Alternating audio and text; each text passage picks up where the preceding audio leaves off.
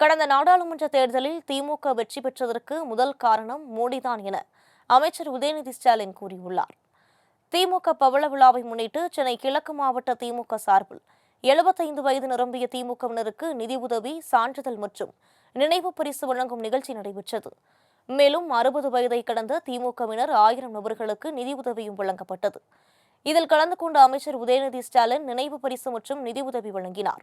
பின்னர் மேடையில் பேசிய அவர், கடந்த நாடாளுமன்ற தேர்தலில் திமுக வெற்றி பெற்றதற்கு 3 காரணங்கள் இருந்ததாகவும் அதில் முதல் காரணம் மோடிதான் என்றும் கூறினார். பிரச்சாரம் முடிந்த பிறகும் கன்னியாகுமரி விவேகானந்தர் சிலையில் தியானம் செய்வதாக கூறி சினிமா ஷூட்டிங்கை மிஞ்சும் அளவிற்கு விதவிதமாக கேமரா ஆங்கிள் வைத்து மோடி படம் பிடித்துக் கொண்டதாக விமர்சித்தார். மேலும் மோடியின் பருப்பு தமிழ்நாட்டில் என்றும் வேகாது என்றார். சென்ற பாராளுமன்ற தேர்தல் அந்த வெற்றிக்கும் நீங்கள் தான் காரணம். ஒரு 3 காரணங்கள் சொல்லுவேன் அந்த வெற்றிக்கான என்ன காரணங்கள். முதல் காரணம் பிரதமர் திரு நரேந்திர மோடி அவர்கள்.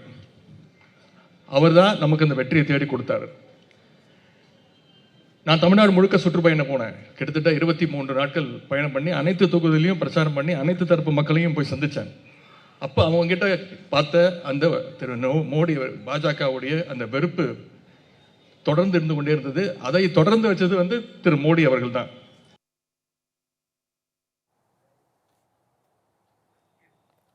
கலைஞருக்கு போல் 100ஆண்டு விழா வேறு யாருக்கும் கொண்டாடியதில்லை என்ற அவர், முதலமைச்சரின் காலை உணவு திட்டம், மகளிர் உரிமை தொகை உள்ளிட்ட பல்வேறு திட்டங்களை கூறி அவற்றை சிறப்பாக செய்ததும் தேர்தலில் வெற்றி பெற காரணம் என்றும் அமைச்சர் உதயநிதி ஸ்டாலின் கூறினார்.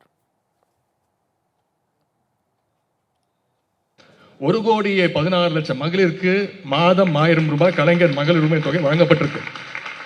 சில இடங்களில் குறைகள் இருக்கு, கோரிக்கைகள் வச்சிருக்கிறாங்க, எங்களுக்கு வரல அப்படின்னு. நான் பிரச்சாரம் பண்ணும்போது சுற்றுப்பயணம் செல்லும் போது மகளிர் கேட்கறாங்க. விரைவில் அதையும் சரி செய்து நம்முடைய தலைவர் அவர்கள் தகுதியுள்ள அனைத்து மகளிருக்கும் அந்த மகளிர் உரிமை தொகையை கொடுப்பார்.